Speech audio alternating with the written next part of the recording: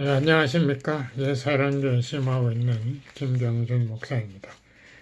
오늘은 해결사 그리스도라는 제목으로 말씀을 드리겠습니다. 본문은 요한계시록 5장 11절에서 14절 제가 봉독하겠습니다.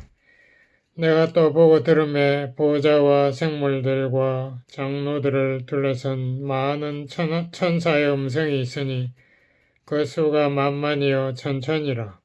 큰 음성으로 가로되 죽임을 당하신 어린 양이 능력과 부와 지혜와 힘과 존귀와 영광과 찬송을 받으시기에 합당하도다 하더라. 내가 또 들으니 하늘 위에와 땅 아래와 땅 위에와 땅 아래와 바다 위에와 또 그 가운데 모든 만물이 가로되 보좌에 앉으신 이와 어린 양에게 찬송과 존귀와 영광과 능력을 세세토록 돌릴지어다 하니 내 생물이 가로되 아멘 하고 장로들은 엎드려 경배하더라. 아멘. 네, 제가 몇 년 전에 한번 유튜브를 밤에 보고 있었습니다. 보니까 이 테이블 한쪽에는 과학자들 대표들이 쭉 나와 있고요. 그 사람들이 전부 그 National Academy of Science의 멤버예요. 그 미국에서 제일 뛰어난 과학자들이 거기 멤버로 들어가죠. 그 한쪽 테이블에는 기독교 신학자 대표들이 앉아있고 서로 간에 논쟁을 하는 것을 들었습니다. 그래서 이제 그 내용이 주로 하나님이 정말 우주를 만들었나 혹은 생명을 창조하셨나, 그렇다면 왜 세상의 생물들의 구조가 이게 완전하지 못한가라든가 또 뭐 죄는 어디서 왔나라든가 뭐 하여튼 여러 가지 이런 우리가 관심 있는 제목을 가지고 토론하는 것을 들었습니다. 특히 그 중에 이제 생물학자의 대표 그분이 나와가지고 주장을 했는데요. 자기가 한 40년 동안 이렇게 생명 구조를 연구했는데 자기가 생각하기에는 자기가 만들면 더 효율적인 그 생명 구조를 만들 수 있다는 거죠. 그래서 자기가 보기에는 이 생명의 구조가 완전하지 못하다, 불완전하다고 이렇게 주장을 했는데 거기에 대해서 이 신학자들은 이 과학을 모르니까 대답을 못한 것을 들었습니다. 또 이 철학자들의 그 오랫동안 된 난제, 어려운 문제가 또 나왔죠. 왜 선한 사람들에게 고난이 오는가? 하나님이 있다면 그럴 수 없다 이거죠. 하나님이 능력이 부족하든지 고난을 막지 못하니까, 혹은 하나님이 선한 것보다 오히려 악한 분이 아닌가, 뭐 이런 여러 가지 또 추측들을 또 하고 뭐 이렇게 한 걸 봤습니다.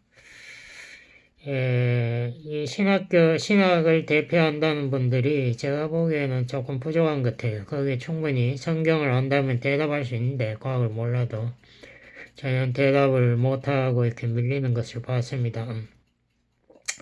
성경에 보면은 하나님이 그 본래 계획한 것에 이러한 질문들이 다 들어있어요.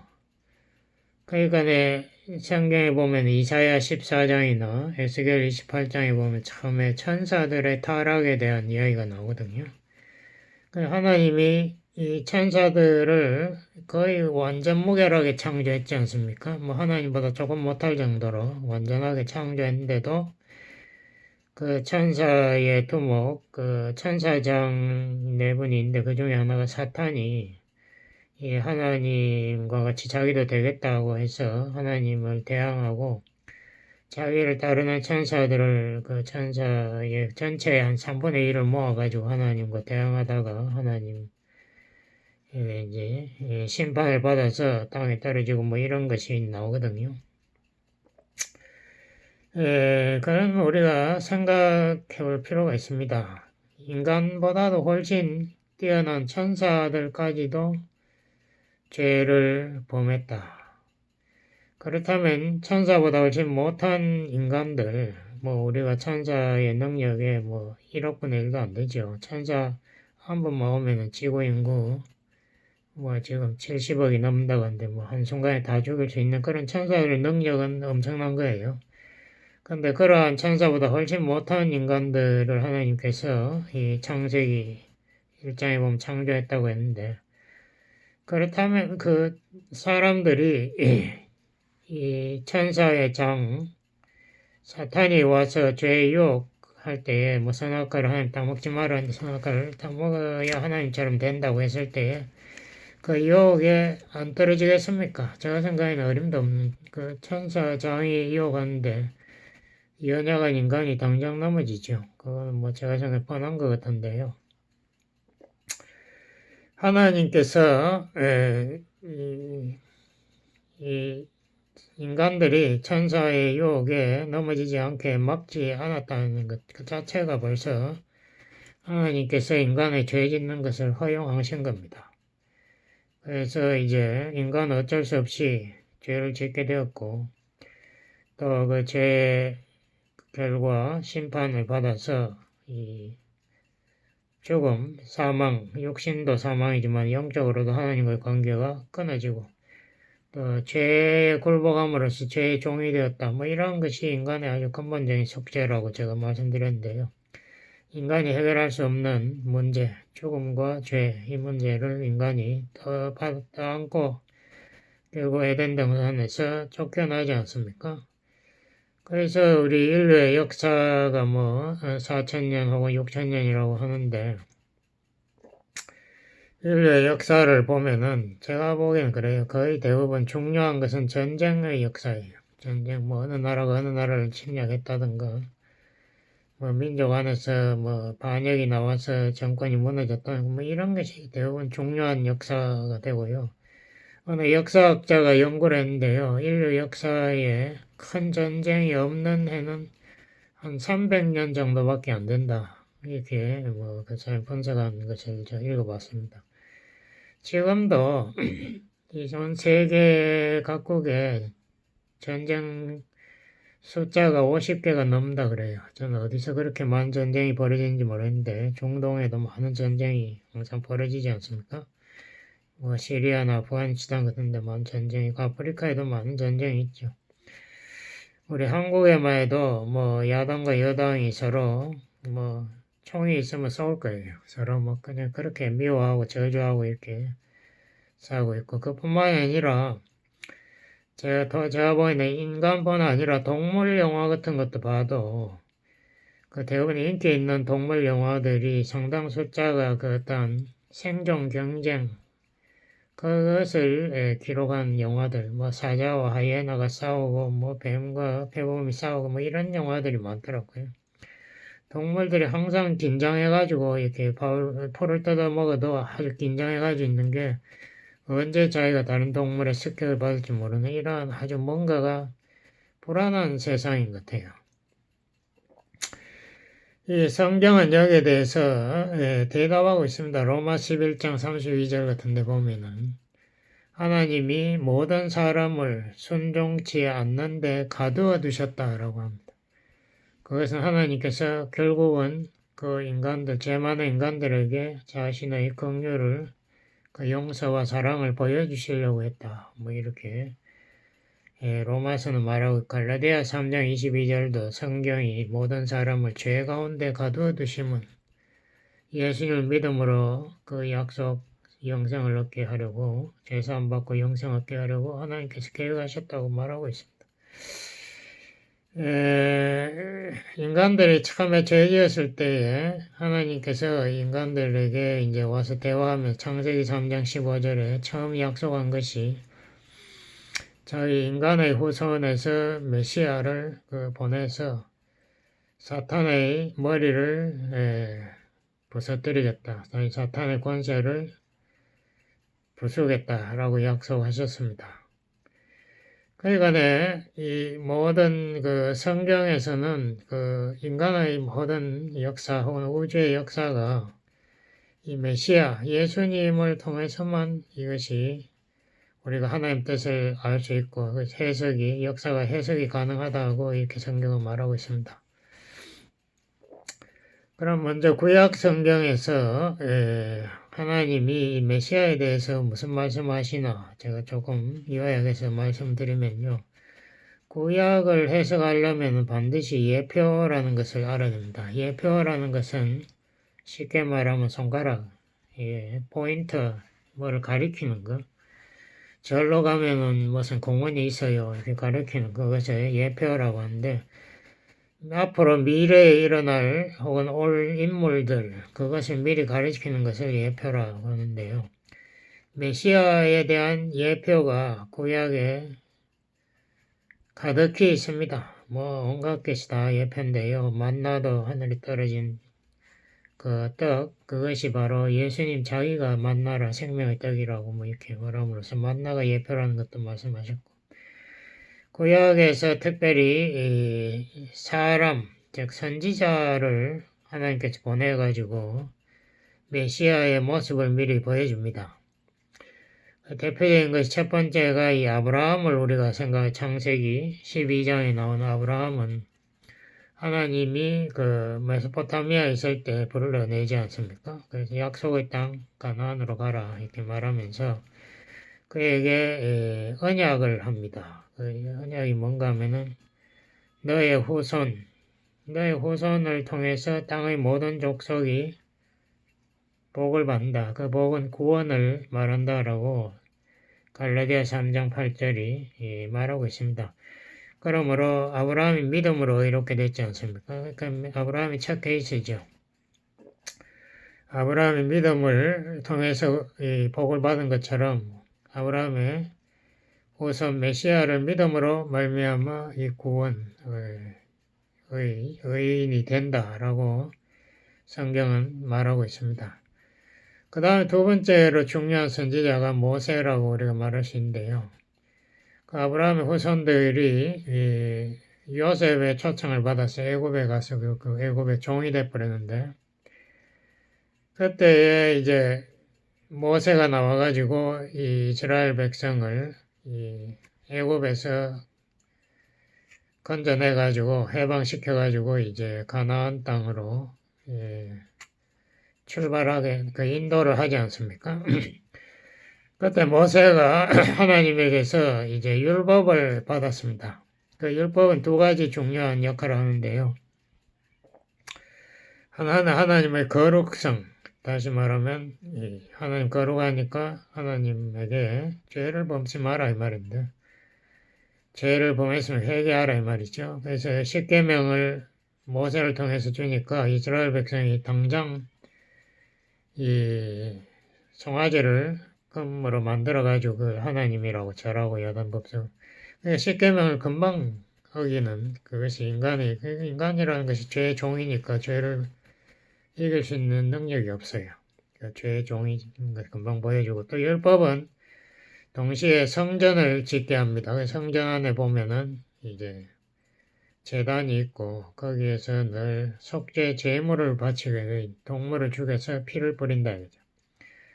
그것도 예표인데 앞으로 메시아가 와서 피를 뿌려서 우리의 죄를 속죄한다. 메시아가 죽는다 이거죠. 그래서 우리에게 용서의 길을 열어준다. 율법은 이 두 가지 중요한 하나님의 거룩과 하나님의 긍휼 두 가지 요소를 우리에게 계시하고 그것이 메시아를 통해서 우리에게 보여진다는 것을 이야기하고 있습니다. 또 중요한 선지자가 여호수아, 모세의 후계자 여호수아인데, 모세는 율법을 대표하기 때문에 약속의 땅에는 못 들어갔습니다. 가나안 들어가기 전에 죽었죠. 근데 여호수아가 나와서 이제 이스라엘 백성을 이끌고 가나안 땅, 약속의 땅으로 들어가는데요. 여호수아는 히브리어고 그 헬라어로 하면 그게 예수입니다. 그러니까 예수님이 바로 여호수아에게서 그 자기의 모습을 미리 보여줬다 이거죠. 여호수아가 예표인데, 여호수아가 가나안으로 들어가기 위해서 처음 한 게 요단강을 건넜지 않습니까? 그때도 믿음으로 그 요단강이 물이 넘치는데 그냥 제사장들을 그 요단강에 들어가니까 요단강이 탁 스탑했어요. 흐르는 게. 그래서 이스라엘 백성들이 믿음으로 그 요단강을 마른 땅으로 건너가고, 첫 번째 성이 여리고인데 그 여리고도 전쟁 안 치고 이겨버렸어요. 그러니까 여러분 잘 아시겠지만은 매일 한 바퀴씩 돌다가 마지막 날에는 실제는 7바퀴 돌고 나니까 성이 저절로 콱 무너지는. 그래서 이스라엘이 쉽게 여리고를 정복했다. 이게 믿음의 전쟁. 그래서 예수님을 우리가 믿음으로 그의 구원 또 그의 의를 우리가 성취한다는 것을 미리 보여줬죠. 그리고 우리가 약속의 땅으로 예수님을 따라서 천당으로 들어간다는 것을 보여줬고, 또 하나의 중요한 선지자가 다윗이 있습니다. 다윗은 왕이기도 하지만은 시편 반 이상을 쓴 선지자예요. 근데 다윗이 이제 왕이 됐을 때 하나님이 다윗과 언약을 합니다. 다윗 언약이라고 해서 역대상 17장 11절 이후에 보면은 하나님이 그 다윗의 후손 중에 한 사람을 이제 영원한 그 하나님의 나라를 세우는 왕으로 그 세우겠다.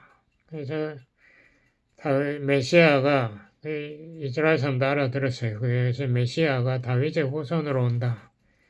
그래서 이제 예수님의 그 호적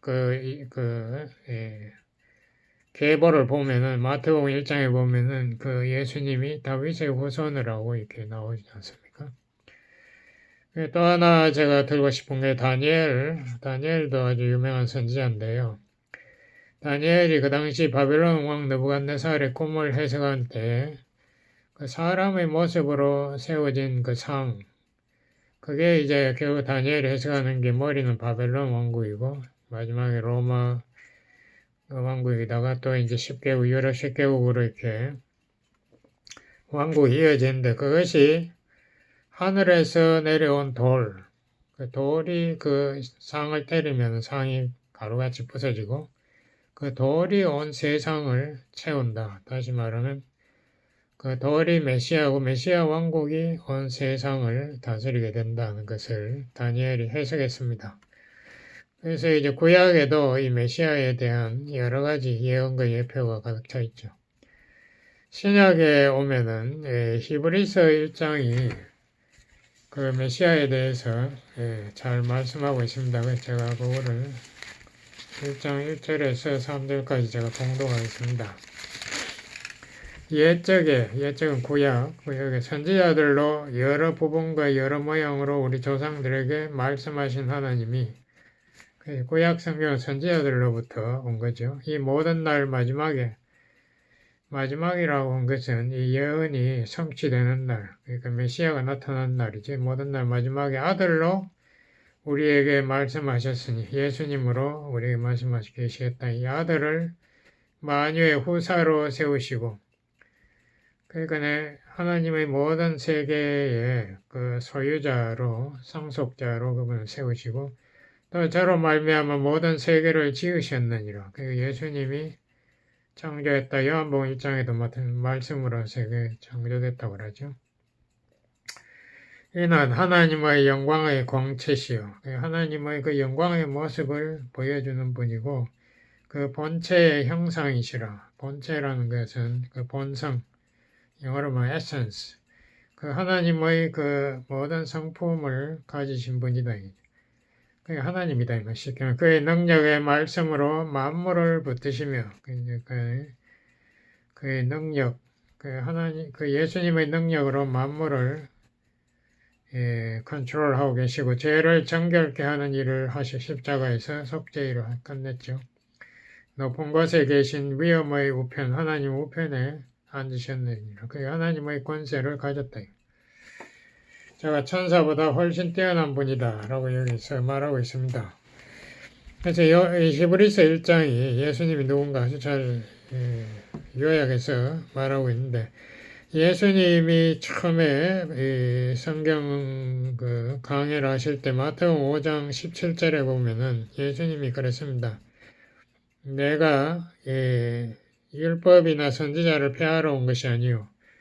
그러니까 이 이스라엘 사람들은 구약을 율법이나 선지자라고 불렀습니다. 혹은 어떤 데 율법과 시편과 선지자 이렇게도 불렀어요. 하여튼 율법과 선지자는 구약 성경을 예수님이 폐하러 온 것이 아니고 완전케 하려고 왔다라고 했습니다. 그러니까 구약의 모든 이 예언과 예표를 예수님이 성취함으로써 구약 성경이 완전하게 이루어진다는 이 말이겠죠. 예수님 부활 후에도 엠마오로 가는 제자들에게 누가복음 24장 27절에서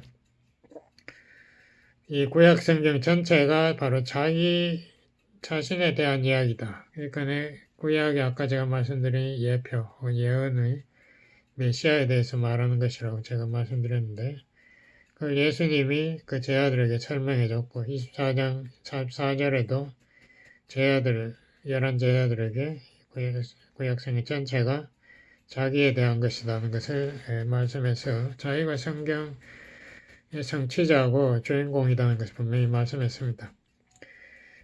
신약성 고린도후서 1장 20절에 보면은 하나님의 모든 약속이 예수님 그리스도 안에서 예스가 되나니 이르노서 예스라는 것은 성취가 된다 이 말이죠. 하나님의 모든 약속, 구약이든 신약이든 모든 약속들이 전부 다 인간에 성취된 게 아니고 예수님에 의해서 다 성취된다라고 성경은 분명히 말하고 있습니다. 그래서 예수님이 하나님의 이 모든 창조 세계 혹은 인간 세계에서 주인공이에요. 예수님을 빼고는 이 세상 우주고 뭐간에 동물 세계고 아무것도 이해할 수가 없어요. 그래서 예수님이 재림해서 이 하나님의 나라를 세울 때 그 안에는 동물들 간에 서로 죽이는 것이 없어진다. 이사야 1장 10절에 보면 거기 나오죠.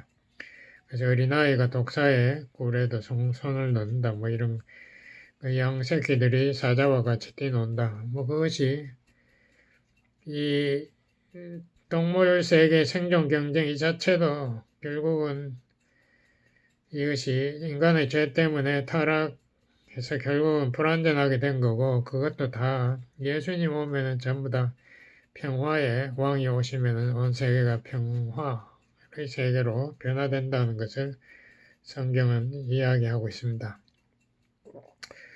근데 예수님이 어제도 저번 설교에도 제가 말씀드렸지만 예수님이 2번 오신다는 것을 처음으로 말씀했는데 메시아가 2번 온다. 처음 온 것은 초림이라고 하는데 초림 때에는 종으로 오신다. 우리 속죄 제물로 오셨다는 거죠. 예수님이 차익을 시작할 때 마가복음 1장 15절에 보면 세례요한이 때가 찼고 때가 찼다는 것은 하나님의 모든 예언이 성취될 때가 찼다. 이루어질 때가 왔다. 또 하나님의 나라가 바로 문 앞에 왔으니까 회개하라. 회개하고 그 왕을 믿어라 이 말이죠. 예수님을 믿어라. 예수의 탄생 자체가 이미 모든 예언의 성취의 시작이 되는 겁니다.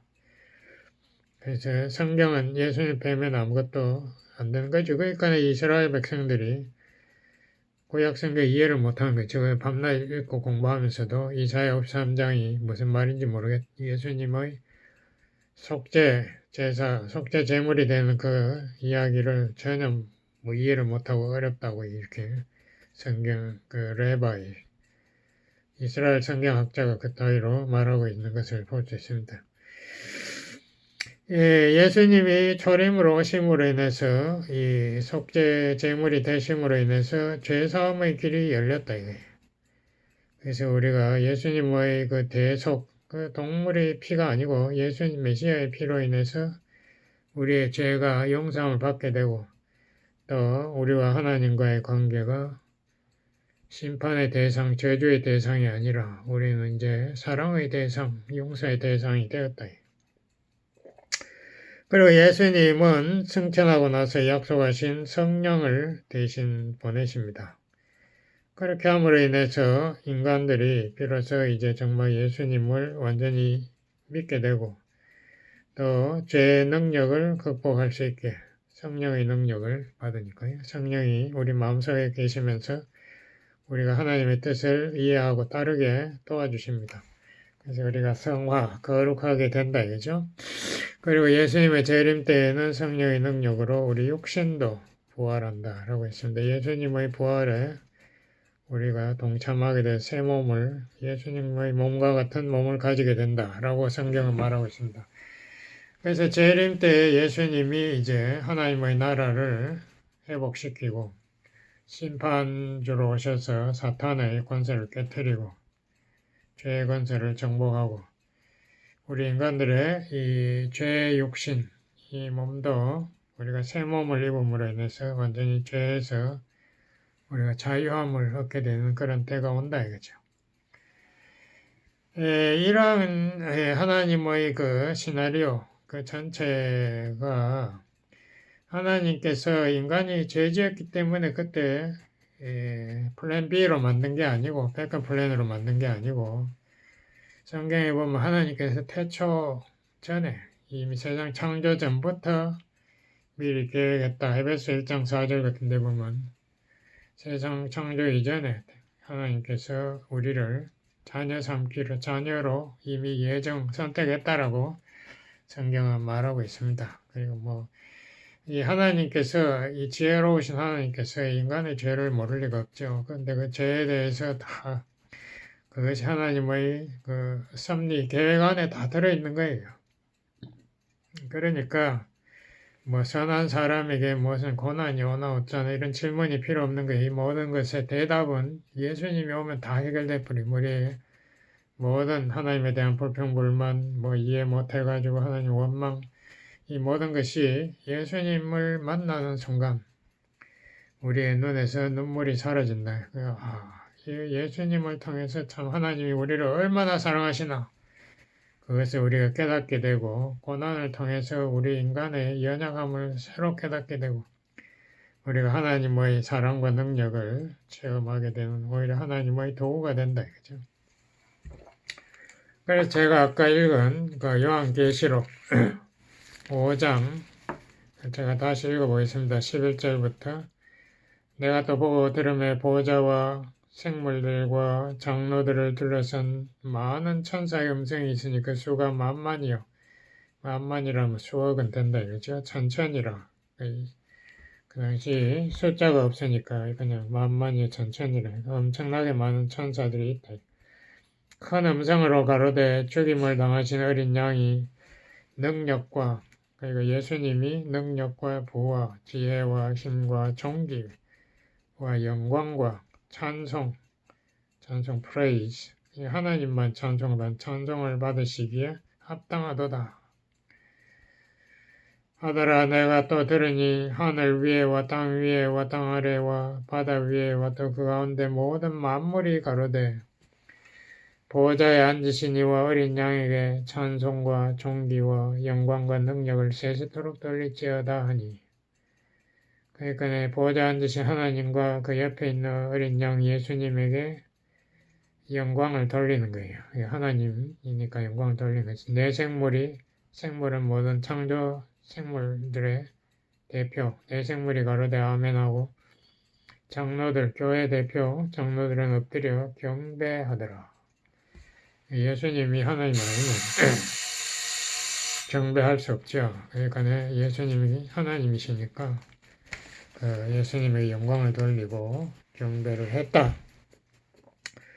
그러므로 우리 성도들의 사명이 무엇인가?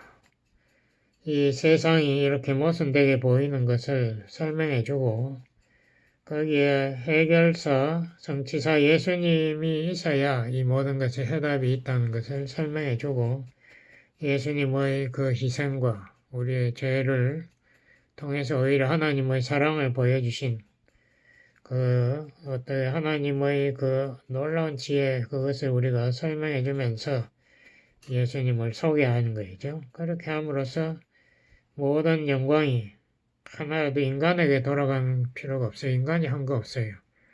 모든 것은 예수님께서 다 성취하셨으니까 모든 영광을 예수님께 돌리고 또 이제 그 예수님이 곧 오시니까 우리가 재림의 예수님을 맞을 준비를 해야 된다는 것을 또 우리가 소개할 필요가 있습니다. 이 모든 이 세상 이것을 예수님 빼고 설명이 안 돼요. 대표적인 철학자들이 이걸 해석 못 합니다. 왜 선한 사람들이 고난을 받나? 뭐 이런 질문을 대답을 못 하는 거죠. 하나님이 뭐 불완전하다 이렇게 산다고요. 그게 대답이 될 수가 없죠. 우리가 이 예수님이 오셔서 모든 것을 해결하고 우리의 눈에 눈물을 제거한다. 우리에게 새 몸을 주신다. 이러한 것만이 이 모든 것에 대답을 주시고 이 세상의 모든 불의, 이 모든 인간의 악을 예수님의 그 희생으로서 한몫에 다 해결된다는 것을 우리가 성경을 통해서 깨달아야 되겠습니다. 기도하시겠습니다. 하나님 아버지 감사합니다. 예수님의 이 희생과 예수님의 사랑을 통해서 우리가 이 하나님의 지혜와 하나님의 능력을 깨닫게 하시고 우리 하나님의 한량없는 사랑을 우리 마음속에 깊이 받아들이게 도와주세요. 예수님 이름으로 기도드렸습니다. 아멘.